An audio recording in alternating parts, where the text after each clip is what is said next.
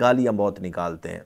اور مخالف بھی ان کی بات کو ایکسیپٹ کریں گے۔ یہاں پہ حافظ صاحب سے خطا ہوئی ہے کہ انبیاء کرام علیہم السلام کے علاوہ معصوم تو بہت دور کی بات ہے، محفوظ بھی نہیں مانتا۔ پھر میر علی شاہ صاحب انہوں نے کیا مراد لیا ہے؟ بے خطا بے گناہ کا نعرہ بھی جائز نہیں ہے۔ الحمدللہ رب العالمین والصلاة والسلام علی سید المرسلین، اما بعد فاعوذ باللہ من الشیطان الرجیم، بسم اللہ الرحمن الرحیم، الصلاة والسلام علیک یا رسول اللہ وعلی آلک وصحابک یا حبیب اللہ۔ آج آپ کو پتہ چل گیا ہوگا ابھی تھمبنیل سے کہ موضوع کیا ہے، عنوان کیا ہے، پرسنالٹی کون سی ہے، شخصیت کون سی ہے۔ بات چل رہی ہے مسئلہ فدق کے حوالے سے، بات چل رہی ہے خطائے اجتہادی کے حوالے سے، اور بات چل رہی ہے حضرت سیدتنا فاطمہ الزہرا سلام اللہ علیہا، آپ کی عصمت، آپ کے بارے میں خطا کا الزام اور مسئلہ باغ فدق۔ بہت سے لوگ بہت سی باتیں کر رہے ہیں۔ اس حوالے سے ہم نے ایک کلپ سنا مفتی فضل احمد چشتی صاحب کا، اس حوالے سے ہم نے کہا کہ اگر یہ بندہ اپنی پرانی روش چھوڑ کر اگر یہ طریق اپنائے، یہ رستہ اپنائے جو انہوں نے آج اپنایا ہے، اور پرانی رسم جو ہے، پرانی روایت جو ہے، پرانے طریقہ کار جو ہے، جس سے مجھے بھی اختلاف ہے اور کئی علماء کو اختلاف ہے اور کئی لوگوں کو، سادہ عوام کو اختلاف ہے کہ گالیاں بہت نکالتے ہیں ہر بات پر، ہر بندے کو، کسی کو نہیں چھوڑتے گالی نکالنے کے حوالے سے، اور بہت ایسی کلام کرتے ہیں، ایسی باتیں کرتے ہیں۔ یہ ایک ان کی زندگی کا ایک پہلو ہے، اسپیکٹ ہے کہ ان کا، کہ وہ ایسے نہیں بات کرتے۔ ان کی کوئی تقریر شاید اس سے پہلے میں نے نہیں سنی ایسی کہ جس میں انہوں نے ذکر نہ کیا ہو، لیکن ہم نے اس پہ بات کی، ایک کلپ پہلے بنایا، اس پہ بات کی، تو بہت سے لوگوں نے جو ہے اس چیز کو سراہا، بہت سے لوگوں نے اس چیز پہ اپریشیٹ کیا، ہم نے بھی کیا، اچھی بات ہے، کرنا بھی چاہیے۔ اب اس کے ساتھ وہ کلپ نامکمل تھا، بات یا ان کا مدعا، یا ان کو آپ یوں سمجھیں کہ اس وقت اتنا آئیڈیا نہیں تھا کہ اتنی پذیرائی ملے گی اس چیز کو، اور مخالف بھی ان کی بات کو ایکسیپٹ کریں گے، تو وہ بات انہوں نے مکمل کی۔ پہلا کلپ جو تھا وہ 30 منٹ اور کچھ سیکنڈ کا تھا، اب ایک 26 منٹ کا دوسرے حصے کا کلپ ان کا آیا ہے، جس میں انہوں نے دونوں بندوں کو، فریق اول فریق ثانی، خطا کا قول کرنے والے، خطا کا دفاع کرنے والے، اور خطائے معصیت، خطائے اجتہادی اور ان سب چیزوں کو کرنے والے، ان کو، اور حضرت سیدتنا فاطمہ الزہرا سلام اللہ علیہا کی طرف خطا کی نسبت کا دفاع کرنے والے وہ لوگ، ان دونوں کو آڑے ہاتھوں لیا ہے۔ اور پہلی بات کی ہے کہ وہ بندہ جو یہ کہتا ہے کہ ترمذی شریف کے حوالے سے بات ترک کرنے سے مراد میراث کی بات ترک کرنا ہے، تو اس میں انہوں نے تفصیل کے ساتھ بات کی ہے۔ کہتے ہیں کہ جناب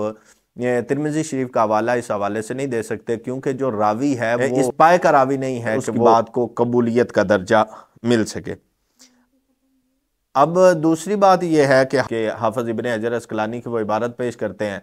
تو آپ نے اس میں یہ بات بڑے ہی خوبصورت اور بڑے پیارے انداز میں، ان کی بات کرنے کا انداز جو ہے وہ زیادہ، وہ جس دکھ سے بات کرتے ہیں یا جس درد سے بات کرتے ہیں، انہوں نے کہا یہاں پہ حافظ صاحب سے خطا ہوئی ہے۔ کیوں؟ حافظ ابن حجر عسقلانی رحمۃ اللہ تعالی علیہ، آپ کا وہ اپنا قول ہے، اور اس پہ انہوں نے جواب دیا کہ اس بات میں کسی چیز کا بھی اختلاف نہیں ہے، کیونکہ حافظ ابن حجر عسقلانی صاحب، آپ نے کہا ہے کہ وہ اس بارے میں جو ہے تھا، باغ فدق جو ہے اس سے حاصل ہونے والی آمدنی، اس کا جو ہے نا تعلق، تو آپ فرماتے ہیں کہ بھائی نہیں، ایسا نہیں ہے کہ وہ اس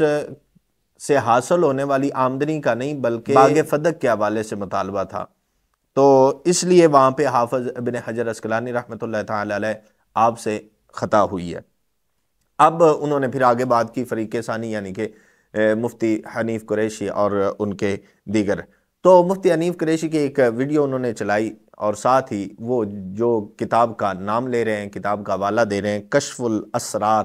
تو مفتی صاحب وہاں پہ کشف الاسرار پڑھ رہے ہیں، پھر اس کے مصنف کا نام بھی کچھ مسٹیک کر رہے ہیں اس میں، تو اس میں جو عبارت پیش کر رہے ہیں وہ اپنے جو انہوں نے دعویٰ کیا ہے اس پہ وہ عبارت دلیل نہیں بنتی، اس بات کو بھی ثابت کیا ہے فضل احمد چشتی صاحب نے۔ اب آگے پھر جو ہے وہ اس پہ کلام کرتے ہوئے فریق اول کی طرف پھر آتے ہیں، جو انہوں نے اعلیٰ حضرت کے فتاوی رضویہ کا حوالہ دیا ہے کہ وہ جس حوالے سے وہ بات کرتے ہیں، تو انہوں نے اس حوالے سے بھی رد کیا ہے کہ فتاوی رضویہ میں اس سے مراد عام کوئی ذات کی کلام نہیں مراد ہے، بلکہ کلام اللہ مراد ہے، اللہ تعالیٰ کا کلام جو ہے وہ مراد ہے۔ یہاں تک بات آ جاتی ہے، 21-22 منٹ ہو جاتے ہیں، اور پھر اس کے بعد اپنا جو موقف ہے وہ واضح طور پر وہ پیش کرتے ہیں۔ وہ کہتے ہیں کہ اہل سنت والجماعت، اہل سنہ کا یہ عقیدہ ہے کہ انبیاء کرام علیہم السلام کے علاوہ ہر کسی کو ہم معصوم تو بہت دور کی بات ہے، محفوظ بھی نہیں مانتے، اور یہی اہل سنت کا عقیدہ ہے۔ انبیاء کرام علیہم السلام کے علاوہ ہر کسی کو معصوم تو دور کی بات ہے، محفوظ بھی نہیں مانتے۔ اگر کوئی ہر کسی کو محفوظ سمجھے تو پھر یہ اہل سنت کے خلاف ہے۔ ہم سب اہل سنت والجماعت سیدہ طیبہ طاہرہ زاہدہ عابدہ سلام اللہ علیہا آپ سے خطائے اجتہادی کے وقوع کے قائل ہیں، وقوع کے قائل ہیں۔ اس پر پھر ان کا ایک 50 منٹ کا اور کلپ ہے کہ امکان وقوع سے کیا مراد ہے، اور تاجدار گولڑا پیر میر علی شاہ صاحب انہوں نے کیا مراد لیا ان کی کتاب کا، اس کا پھر ہم نیکسٹ انشاءاللہ ریویو کریں گے کہ اس سے مراد کیا ہے، وہ خطا تھی یا نہیں تھی۔ وقوع کے قائل ہیں، جو وقوع کا تعلق کس سے ہوتا ہے؟ مستقبل سے ہوتا ہے، اور مستقبل میں امکان وقوع جو ہے وہ مستقبل میں پایا جاتا ہے۔ یہ ساری چیزیں انہوں نے بیان کی ہیں، وہ آپ سے ساتھ جو ہے نا وہ تفصیل شیئر کریں گے۔ باہر صورت پھر انہوں نے بات دہرائی کہ اس وقت کہنا کہ جب سیدہ پاک مطالبہ کر رہی تھیں تو خطا پر تھیں، یہ بھی صحیح نہیں ہے، یہ بھی درست نہیں ہے، کیونکہ اس کے بعد پھر ایک جو ہے نا مرسل حدیث کا حوالہ دیتے ہیں، وہ روایت ملتی ہے کہ آپ نے صلح کی اور اس کے بعد جو ہے آپ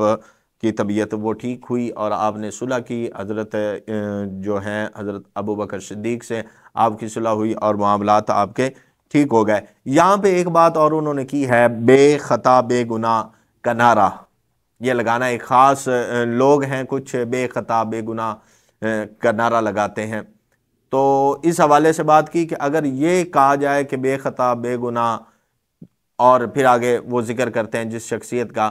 تو کہتے ہیں کہ جی یہ نعرہ بھی جائز نہیں ہے اگر خطا سے مراد خطا اجتہادی لیا جائے، کیونکہ اہل سنت کا عقیدہ، اہل سنت کا طریق، اور انہوں نے بڑی بڑی کتابوں سے، بڑی نرم لہجے سے، بڑی ہی پیارے انداز سے، بڑی ہی اچھی گفتگو سے انہوں نے جو سمجھایا ہے، میں آپ کو بتاؤں، اگر یوں ہی چلتا رہا،